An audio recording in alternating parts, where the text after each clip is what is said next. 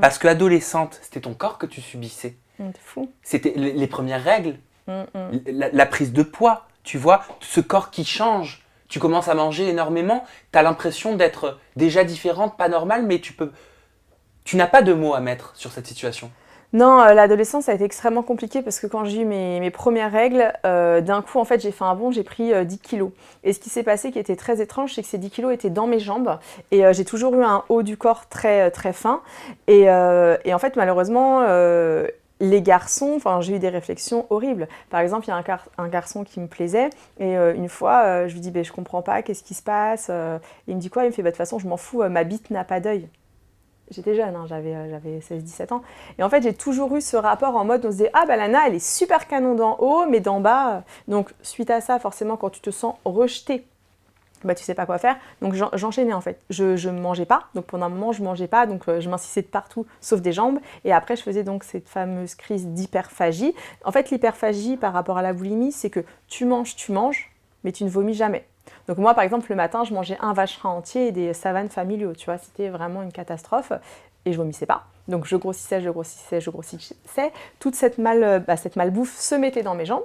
Après, je reperdais du poids, sauf qu'en fait, c'était tout mon haut du corps qui m'insissait, mais pas le bas. Et au fur et à mesure, je comprenais pas donc cette dysmorphie entre les deux. Et j'avais tellement honte de moi qu'en fait, je m'interdisais trop de choses en fait. Genre quand il y avait les booms, c'était les booms à l'époque, mais j'y allais même pas. Parce qu'en fait, déjà, je pouvais même pas mettre de bottes. Si je mettais des bottes, c'était la catastrophe. J'avais pas le droit de me maquiller. En fait, et je me sentais tellement différente des autres. Donc, ouais. Ma petite chérie, attends, j'ai ma petite vieille qui vient nous rendre visite, je la mets là, mais... je dois lui manquer et je continue. Si je comprends bien, Émilie, Oui. les crises d'hyperphagie, ce sont comme des crises de boulimie, c'est-à-dire à ingurgiter de la nourriture, Ouais. sans passer par la phase vomitive après. Exactement, c'est exactement ça, t'as tout dit. D'accord, parce que tu avais cette phase-là, elle te faisait peur, c'était quelque chose peut-être qui t'angoissait à l'idée de vomir? Non, j'ai jamais pensé. En fait, j'y pense pas, c'est juste que je sais pas si c'est une chance ou pas, mais je mangeais juste à temps de me dégoûter, de me dire, t'es dit... En fait, je sais pas, tu sais, c'est un... Je sais pas comment dire. C'est qu'en fait, quand tu te sens plus utile, je comble un vide. En fait, je comblais un vide. Maintenant, c'est quoi ce vide? Je sais pas. Mais je comble un vide. Enfin, moi, je comblais un vide assez. Je fais plus de crise, heureusement, aujourd'hui. Si ça m'arrive, c'est parce que vraiment, on me pousse à un bout, que je me sens en danger physiquement. Mais sinon, ça n'arrive pas.